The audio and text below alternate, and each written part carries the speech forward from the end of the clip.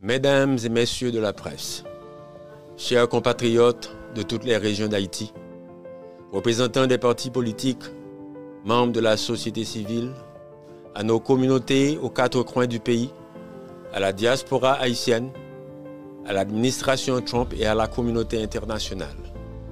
Mesdames et messieurs, je me tiens devant vous en ce moment décisif, un moment qui façonnera non seulement l'avenir d'Haïti, mais aussi la stabilité de notre région et la sécurité des générations à venir.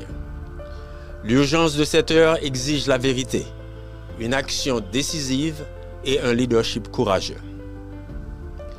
Il y a quelques années, nous parlions de certains groupes comme The Gang. À l'époque, j'hésitais à employer ce terme.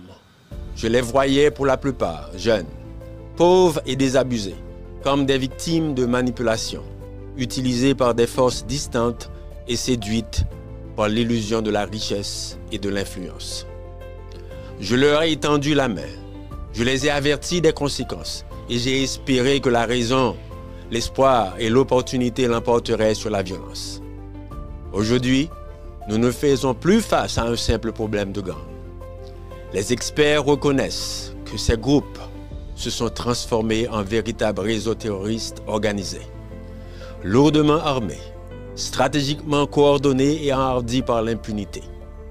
Ils s'emparent de territoires, extorquent les civils et commettent des atrocités indicibles.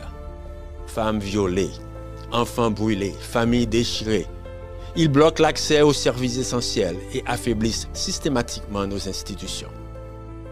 Ce n'est pas de l'anarchie, c'est une guerre calculée contre le peuple haïtien.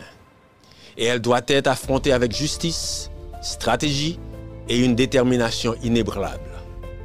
Le temps de l'hésitation est révolu.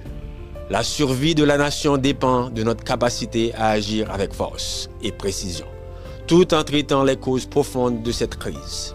La pauvreté, la corruption, le désespoir et l'abandon. Pendant des années, je me suis opposé à toute intervention militaire étrangère en Haïti. J'ai appelé les dirigeants américains à tirer les leçons de l'histoire. Les interventions extérieures aggravent souvent l'instabilité et érodent notre souveraineté. J'ai proposé une voie d'autonomie, reconstruire nos forces de sécurité, réintégrer les anciens militaires formés et mobiliser la jeunesse dans un service national. Il s'agissait de bien plus que de sécurité. C'était une question de fierté nationale et de création d'opportunités. Et pourtant, plus de 200 millions de dollars ont été alloués à la mission multinationale de sécurité, avec peu de résultats tangibles. Cet investissement aurait pu former et équiper nos forces haïtiennes et bâtir une infrastructure de sécurité durable. Face à l'échec de la MMS, il est temps de reconsidérer notre approche. Si un appui extérieur est nécessaire, il ne doit pas prendre la forme d'une occupation, mais d'un partenariat stratégique fondé sur le respect mutuel, la transparence et la souveraineté nationale. Toute collaboration doit permettre aux Haïtiens de diriger et de bâtir des solutions durables à partir de l'intérieur.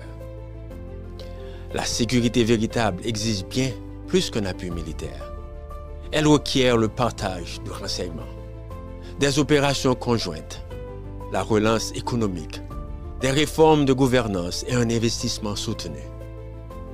Ce partenariat doit renforcer et non remplacer nos institutions nationales. Il doit être juste, responsable et tourné vers l'avenir. Ce n'est pas une capitulation, c'est une stratégie. Si Haïti veut sortir de la crise, il nous faut des solutions pratiques, dignes et ancrées dans un esprit de partenariat, non de dépendance, vers une nouvelle alliance transparente et équitable avec les États-Unis. Aujourd'hui, Haïti est à la croisée des chemins. Les décisions prises façonneront notre avenir pour des décennies. Si nous voulons nous relever plus forts et véritablement souverains, nous devons établir des partenariats qui honorent notre dignité et servent notre peuple. L'alliance que nous recherchons avec les États-Unis doit aller au-delà de l'aide militaire. Elle doit se fonder sur la transparence. Chaque action doit être imputable au public. Les Haïtiens méritent la clarté et des résultats mesurables. L'équité. Notre souveraineté n'est pas négociable. L'aide étrangère doit renforcer, non remplacer nos institutions. La réciprocité. Nos ressources naturelles doivent bénéficier à tous les Haïtiens à travers des accords justes et équitables. Une collaboration stratégique. Un véritable partenariat doit inclure des investissements dans l'agriculture, l'industrie, l'éducation, l'énergie, la santé et les infrastructures. Il s'agit de bien plus que de sécurité. Il s'agit de dignité, de souveraineté et de renaissance. Je lance un appel à une révolution pacifique et consciente. Une révolution pour la transformation de la nation haïtienne, non pas par les armes, mais par la vision, le courage et l'unité.